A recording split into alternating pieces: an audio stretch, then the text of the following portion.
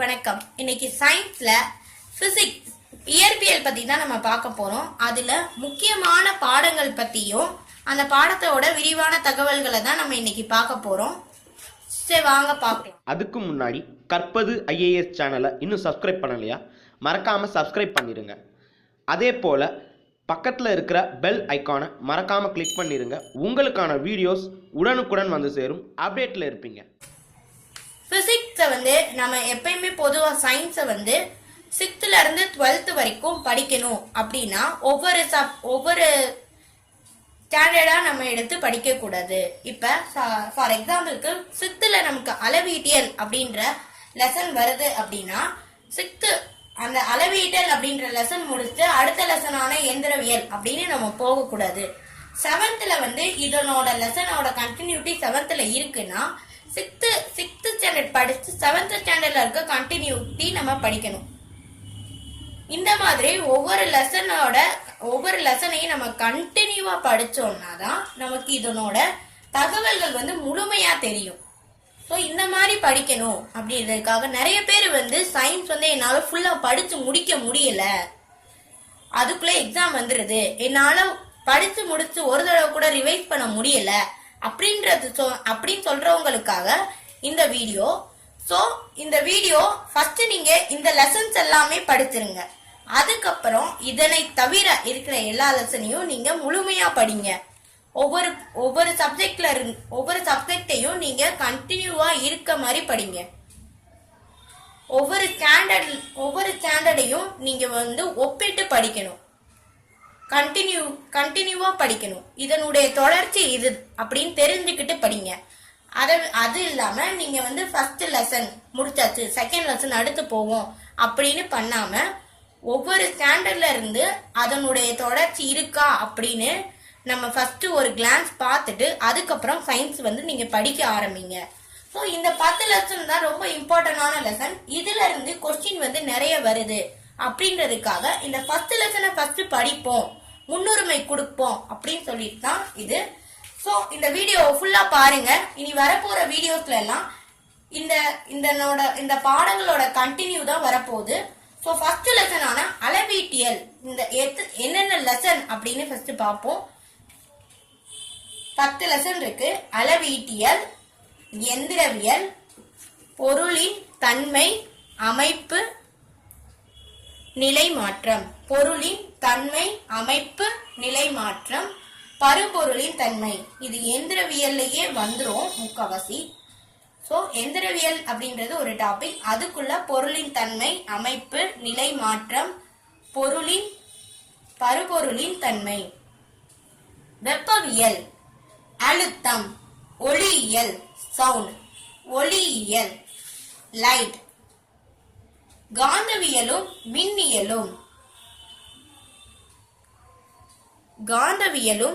மின்னியலும், அணுக்கரு இயற்பியல், நிலை மின்னியல். அளவீட்டியல், எந்திரவியல், பொருளின் தன்மை, அமைப்பு, நிலை மாற்றம், பருப்பொருளின் தன்மை, வெப்பநிலை, அழுத்தம், ஒளியியல், காந்தவியலும் மின்னியலும், அணுக்கரு இயற்பியல், நிலை மின்னியல். இந்த 10 லெசன் தான் இம்பார்ட்டன்டான லெசன் பிசிக்ஸ்ல. ஸோ இதை ஃபர்ஸ்ட் நீங்க படிச்சு முடிச்சிருங்க. அதுக்கப்புறம் அதனை தவிர இருக்க மற்ற லெசன்ஸை படிங்க, ஆனா முழுமையா படிங்க. சரி, இப்ப முதல் லெசனா இருக்க அளவீட்டியல் பத்தி பார்ப்போம்.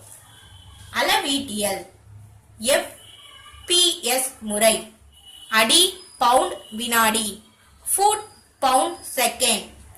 CGS முறை, சென்டிமீட்டர் கிராம் வினாடி. MKS முறை, மீட்டர் கிலோகிராம் வினாடி, மீட்டர் கிலோகிராம் செகண்ட். பல அலகு முறைகள் இருந்தாலும் இதனால ஏற்படும் குழப்பத்தை தீர்க்கிறதுக்காக பன்னாட்டு அலகு முறை ஏற்படுத்தப்பட்டது. 1971ல பன்னாட்டு அலகு முறை ஏற்படுத்தப்பட்டது. The system international de unit SI unit ஏற்படுத்தப்பட்டது. இப்ப SI யூனிட் பத்தி தான் நம்ம இப்ப பார்க்க போறோம். SI அலகு முறை வந்து 7 அடிப்படை அலகுகளையும் 2 துணை அலகுகளையும் கொண்டுள்ளது. இந்த அடிப்படை அலகுகள் SI அலகு முறையில 7 அடிப்படை அலகுகளையும் 2 துணை அலகுகளும் இருக்கு. ஸோ ஃபர்ஸ்ட் 7 அடிப்படை அலகுகள் என்னென்ன அப்படின்னு பார்ப்போம். மீட்டர், கிலோகிராம், வினாடி, ஆம்பியர், கெல்வின், மோல், கேடிலா. அதுக்குரிய சிம்பல் வந்து நான் பக்கத்துல எழுதியிருக்கேன். துணை அலகுகள் ரேடியன், ஸ்ட்ரேடியன். ரேடியன் அப்படின்றது தல கோணத்தின் அலகு ரேடியன். திண்ம கோணத்தின் அலகு ஸ்ட்ரேடியன். தல கோணத்தின் அலகு ரேடியன், திண்ம கோணத்தின் அலகு ஸ்ட்ரேடியன். இப்ப சாதாரண அளவும் SI அலகும் நம்ம இப்ப பார்க்க போறோம். அதனுடைய குறியீடுகளும் சேர்ந்து. நீளம் மீட்டர், நீளம் வந்து SI யூனிட்ல மீட்டர் m.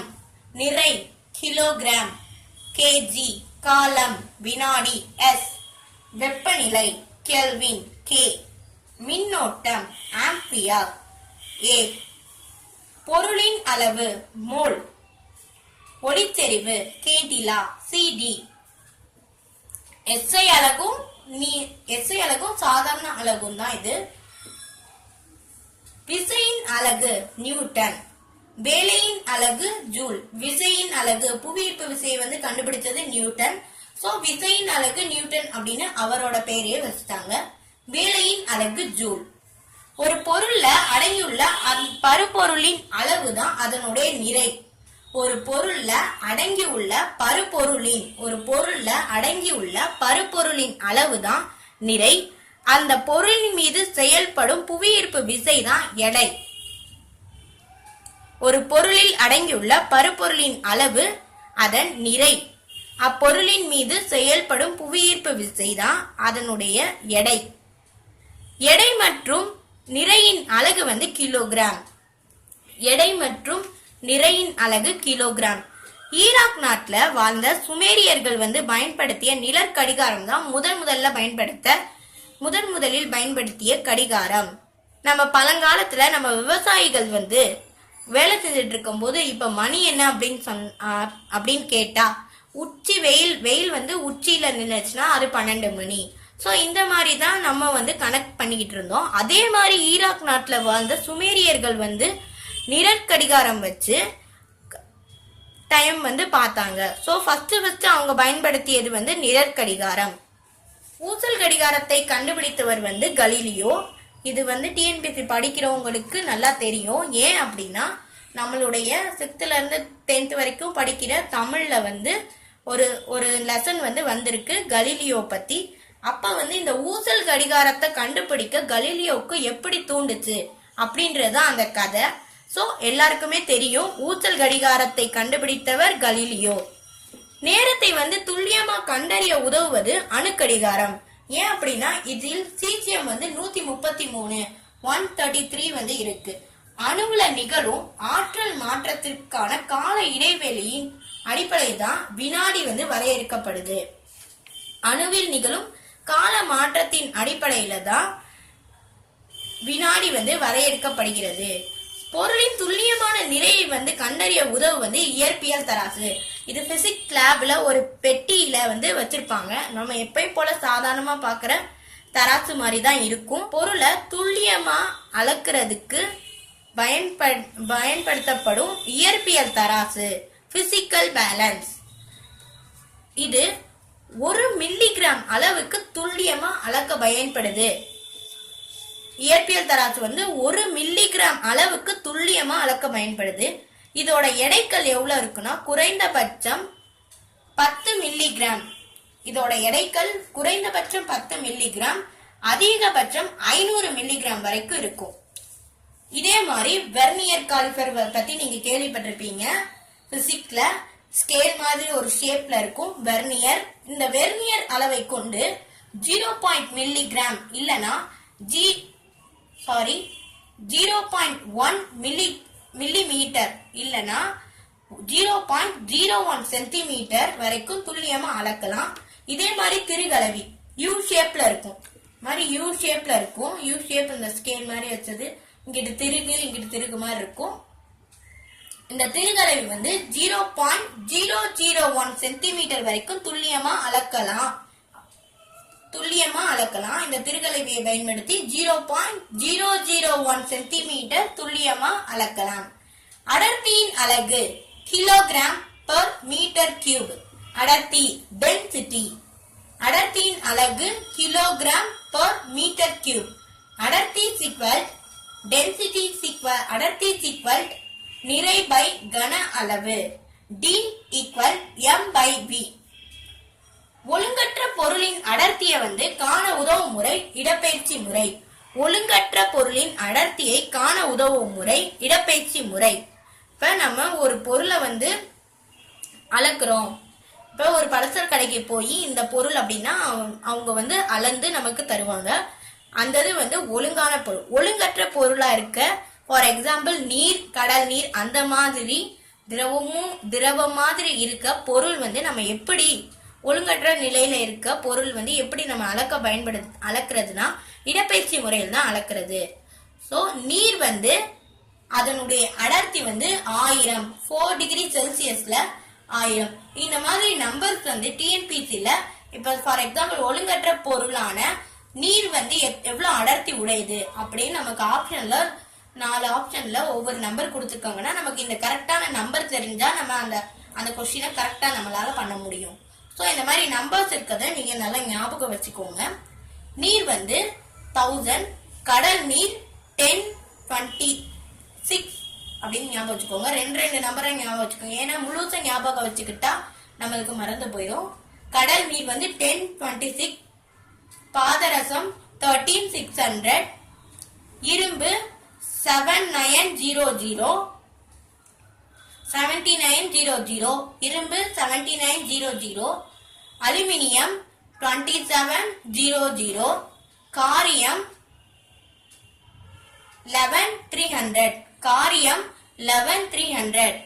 சோ இடப்பெயர்ச்சி முறையினாலதான் இந்த ஒழுங்கற்ற பொருளின் அடர்த்தியை வந்து காண உதவுது. இதெல்லாமே ஒழுங்கற்ற பொருளோட அடர்த்தி. இது வந்து மில்லிகிராம், இது வந்து கிலோகிராம் பெர் மீட்டர் கியூப்ல இருக்கு. இதுதாங்க பிசிக்ஸோட ஃபர்ஸ்ட் லெசனா இருக்கு அளவீட்டியல் பத்தி. சோ இனி வரப்போற வீடியோஸ்ல அடுத்தடுத்த லெசன்ஸ் பத்தி தான் நம்ம பார்க்க போறோம். இந்த 10 லெசன் பத்தியும் நம்ம பார்க்கிறோம். ஸோ நீங்க நல்லா கரெக்டா ஒரு நோட்லயோ இல்லைன்னா பேப்பர், இந்த மாதிரி பேப்பர்லயோ நோட் பண்ணி வச்சுக்கோங்க. பேப்பர்ல நோட் பண்ணா டேக் யூஸ் பண்ணுங்க. குட்டி டேக் வந்து யூஸ் பண்ணி டேக் போட்டு வைங்க, இல்லைன்னா ஸ்டாப்லர் பண்ணிக்கோங்க. இந்த மாதிரி பாயிண்ட்ஸா எழுதிக்கிட்டீங்கன்னா பேராகிராஃபை விட பாயிண்ட்ஸா எழுதுனா நம்மளோட மனசுல நல்லா பதியும். ஸோ இந்த வீடியோ எப்படி இருக்குன்னு கமெண்ட்ல கமெண்ட் பண்ணுங்க. இந்த வீடியோ பிடிச்சிருந்தா லைக் பண்ணுங்க. இந்த வீடியோ ஃப்ரெண்ட்ஸ்க்கு ஷேர் பண்ணுங்க. நன்றி, வணக்கம்.